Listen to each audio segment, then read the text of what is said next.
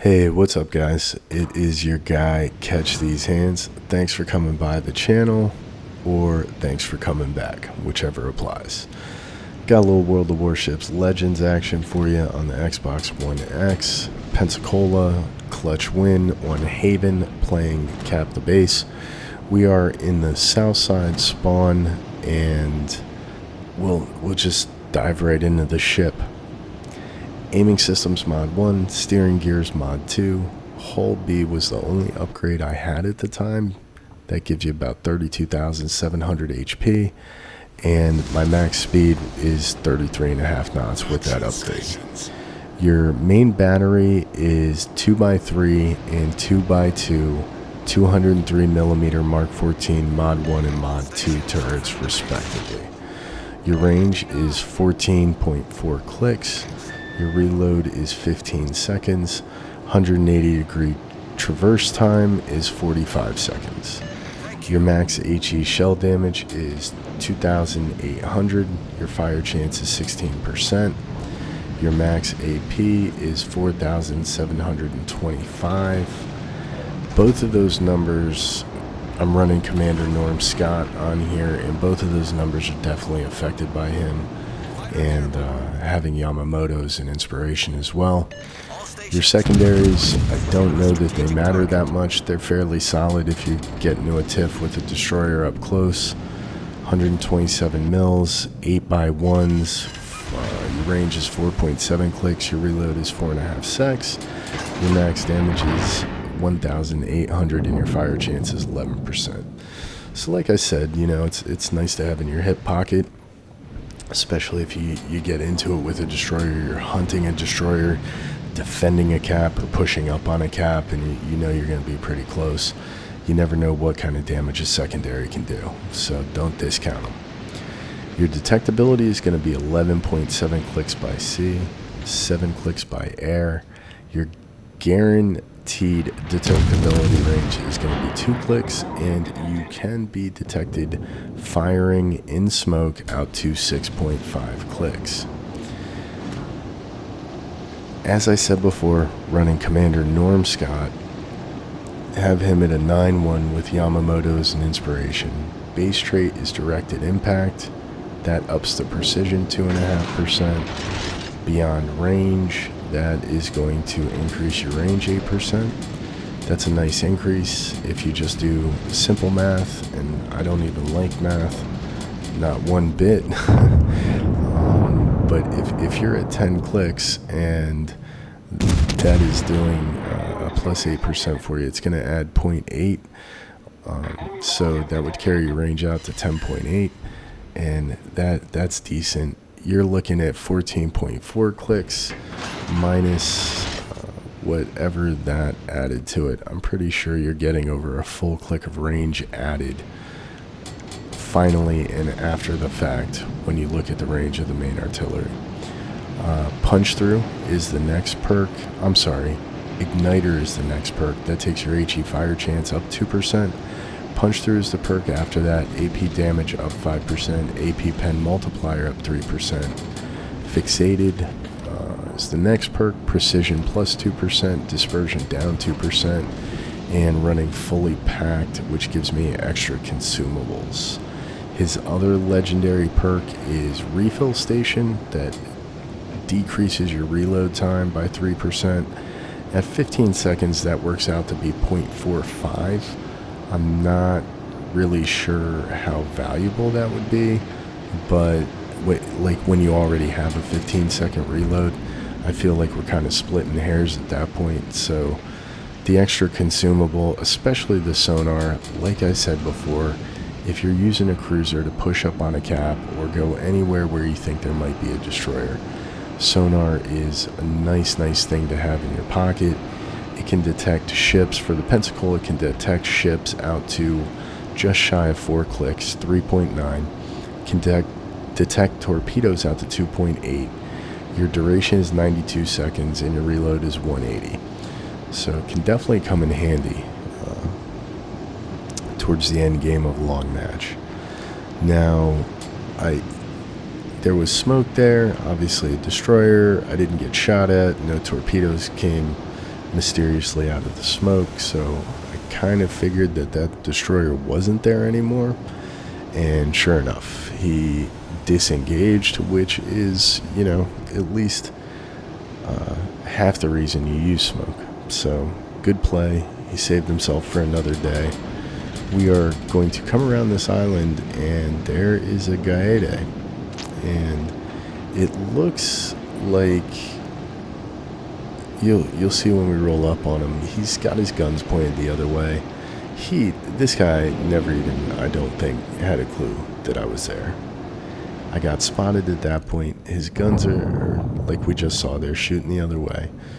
We're going to hit him with a nice little salvo. So is a teammate, and between the two of us, we probably take him for about 3/5 of his overall health with that one salvo from each of us. So teammate misses with every round in the magazine right there, and we are able to put some rounds downrange on target and get the founder. So now we are going to focus on the Fuso, check those torpedoes. I'm far enough away, like I'm going to get detected when I take these shots, but I'm not really going to get focus fired. It looks like the majority of what's left for them is to the northeast, with that one destroyer out in the west-northwest. So I'm going to try and farm some HP, farm some damage, help the team. Cruiser is, lightweight armor, but the guns pack a heavy punch, and you should try to use them whenever you can. That is what you're there for. So I'm going to start letting this Fuso have it a little bit.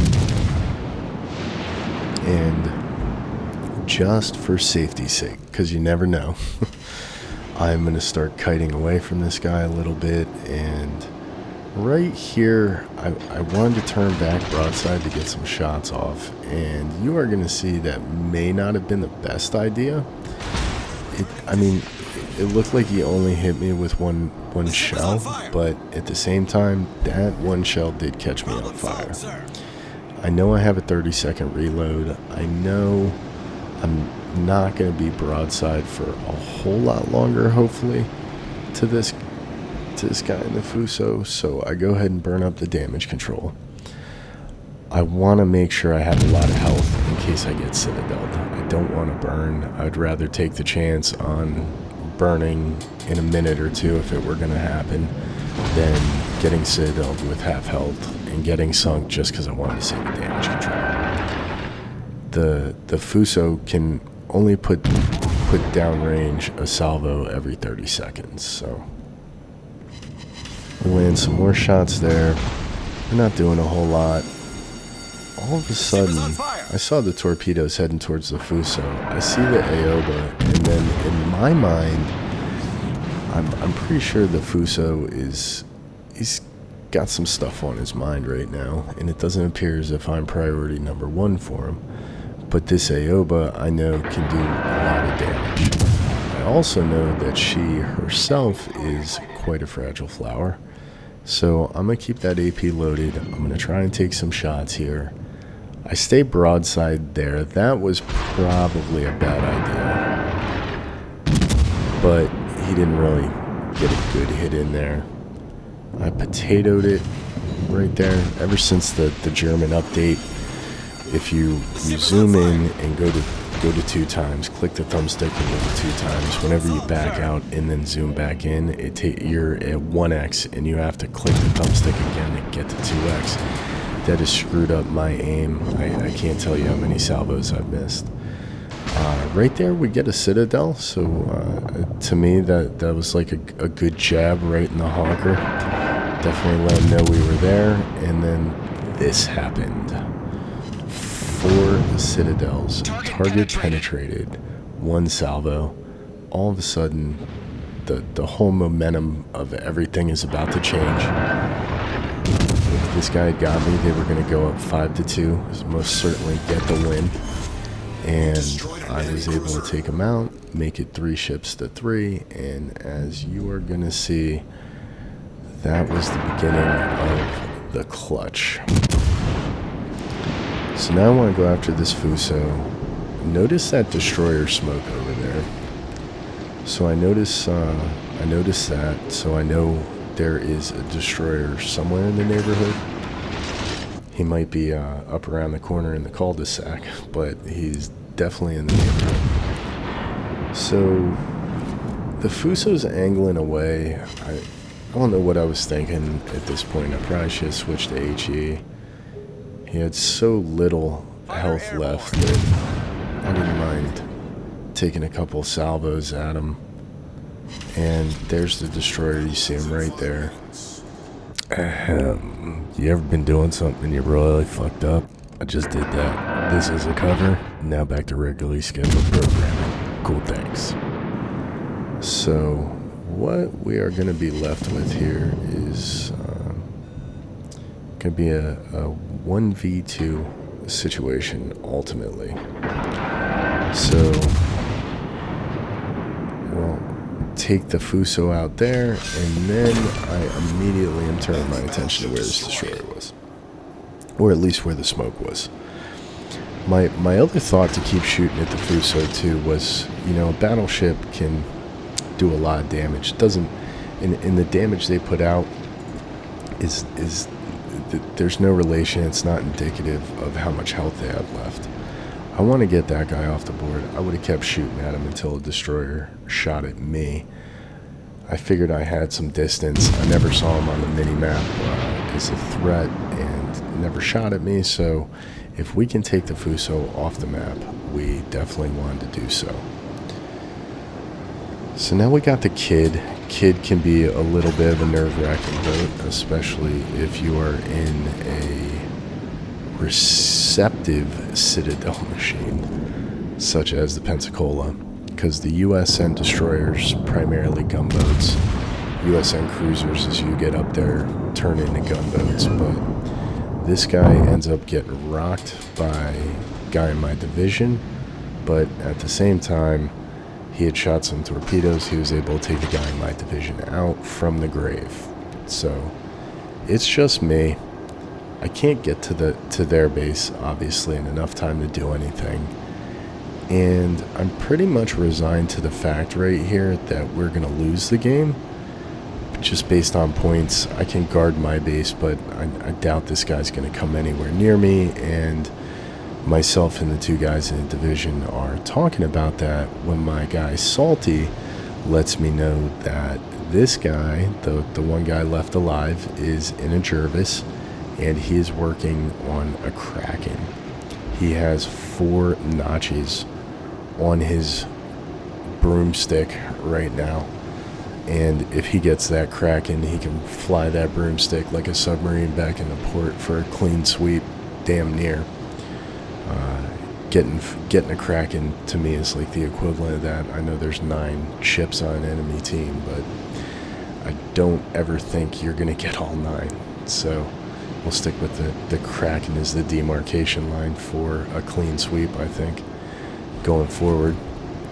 So now I'm pretty sure this guy's gonna take the shortest route if he does come to me. So I think he's gonna come on the west side of this island right here from my line of sight, but I'm also was really worried about him coming out the right side. He did end up not coming around the right side or the east side, and he did come around on the west side. He fires off some torpedoes. I was like, man, that guy missed by a mile, and then I saw these torpedoes coming up, and I tightened up. I can't even tell you how much, but we're able to evade them. I got the sonar going, if you can hear it. I'm not sure if you can. And there is my little Jervis. He is charging hard at me. And now this stunk because my momentum from the turn, I felt like it had to carry me to the right, which led to me only having my 2 front guns pointed in the right direction. So I could only put down 5 rounds the right way. And this guy is bow tanking me. I think right there, he probably has a slightly higher percentage of his health left than I do, possibly, just because I have a bigger hit point pool than he does. But we get up close, I'm waiting for those rear guns to swing around. I just want to take one salvo and just get rid of this guy. And what do you know? I get there first and beat him to the punch with 1,320 hit points, and we end up clutching out the game. So I'll take that any day of the year. We ended up getting something like 7,000 XP, so that was awesome. Top of the leaderboard, 4 ships sunk, and 61k damage. I like the Pensacola. You definitely have to be careful with her, but you can put her in some situations that you didn't think you could, as long as you continue to be careful with your angles and the ships that you are taking on and where you're positioning yourself. Use cover if you can, whether it be a sunken ship, a bigger ship than you on your team, or some natural cover of the map, an island, anything. So that's all we got. Definitely going to be trying to get some more content up here in the near future. Again, thanks for coming by.